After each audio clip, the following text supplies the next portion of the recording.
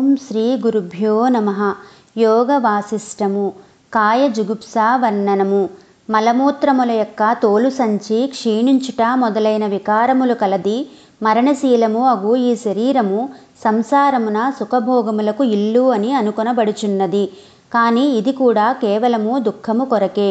దేహము జడవస్తువైనను పంచకోశములచే ఆవరించబడిన ఆత్మ యొక్క విచిత్ర సంపర్కము వలన చేతన వస్తువు వలె ప్రతిభాతమగుచున్నది.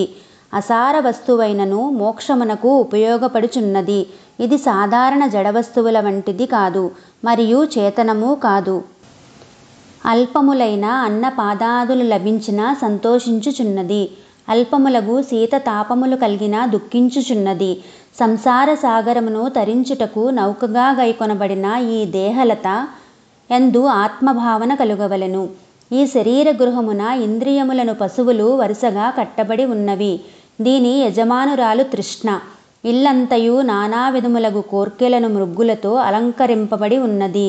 చిత్తమను మృత్యుని ఎడతెగని ప్రయత్నముల వలన ఈ శరీరము నిలబడి ఉన్నది.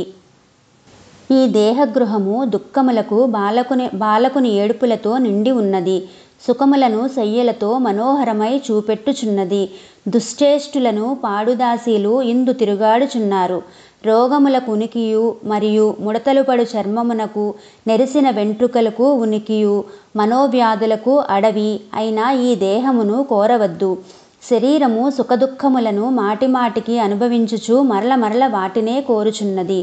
దేహమునకు నాకు దేహమునకు సంబంధమేమియూ లేదు.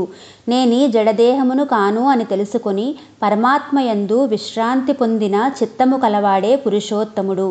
ఈ శరీరము మిథ్యాజ్ఞాన పరిణామము. ఇది స్వప్నపురి వంటిది. దీని ఉనికి క్షణకాలము మాత్రమే కనుక దీని యందు నమ్మకము ఉంచరాదు. శరీరము యొక్క స్థితులు 3: బాల్యము, యవ్వనము, వృద్ధత్వము. బాల్యవర్ణనము. వివిధ కార్య సమూహ తరంగములతో చంచలము ఇది. సంకులము అగు ఈ సంసార సముద్రమును పడుట దుఃఖము కొరకే. అందులో బాల్యము కేవలము దుఃఖముతోనే కూడి ఉన్నది. యవ్వనము. సహజముగా బుద్ధి స్వచ్ఛముగాను విశాలముగాను పవిత్రము అయినను యవ్వనమున వర్షాకాల నది వలె కలుషితమగును.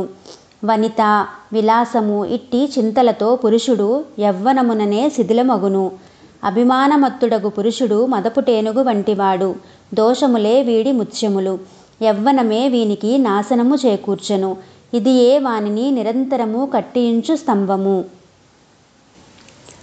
రజస్తమోగుణముల ప్రాబల్య హేతువగు యవ్వనము ప్రయత్నముతో సంపాదించిన సద్గుణజాలములను నాశనము చేయును.